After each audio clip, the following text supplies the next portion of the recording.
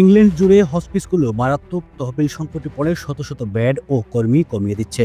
অথচ প্যালিয়েটিভ বা অবসরকালীন চিকিৎসার চাহিদা আগের যে কোনো সময়ের চেয়ে অনেক বেশি। ন্যাশনাল অডিট অফিসের সাম্প্রতিক প্রতিবেদনে উঠে এসেছে এই ভয়ানক চিত্র। প্রতিবেদনে বলা হয়েছে 2023-24 সালে ইংল্যান্ডের প্রায় 2/3 স্বাধীন হসপিস ঘাটতিতে পড়েছে।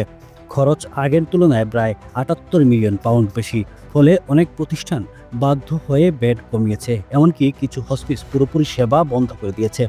বছরের শেষে প্রায় 300 ইনপেশেন্ট বেড ডিরেজিস্টার বা বন্ধ ঘোষণা করা হয়েছে। আরও বলা হয়েছে, চাহিদা বাড়লেও অনেক হসপিস কর্মী কমাতে বাধ্য হয়েছে। এর ফলে মৃত্যুপ্রায় রোগীরা যত্ন ও চিকিৎসার অভাবে এক ধরনের পোস্টকোড লটারি পরিস্থিতির মুখে পড়েছেন, যেখানে কারো এলাকায় সেবা মেলে, কারো মেলে না।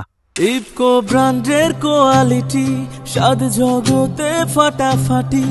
ইফকো সেরা গুণে মানে সব সময়।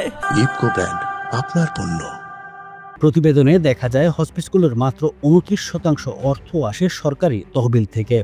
বাকি অংশ দান ও চ্যারিটি শপের উপর নির্ভরশীল। বিশেষজ্ঞদের মতে এটি একেবারেই টেকসই নয়।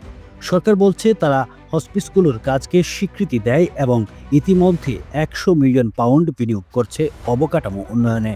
এছাড়া শিশু ও তরুণদের হসপিসের জন্য আরও 80 মিলিয়ন পাউন্ডের প্রতিশ্রুতি দিয়েছে। তবুও ন্যাশনাল অডিট অফিস সতর্ক করেছে, যদি এখনই পরিকল্পিত অর্থায়ন ও নজরদারি না বাড়ানো হয়, ভবিষ্যতে আরও অনেক মানুষ জীবনের শেষ সময়ে প্রয়োজনীয় যত্ন থেকে বঞ্চিত হবেন। Running a restaurant?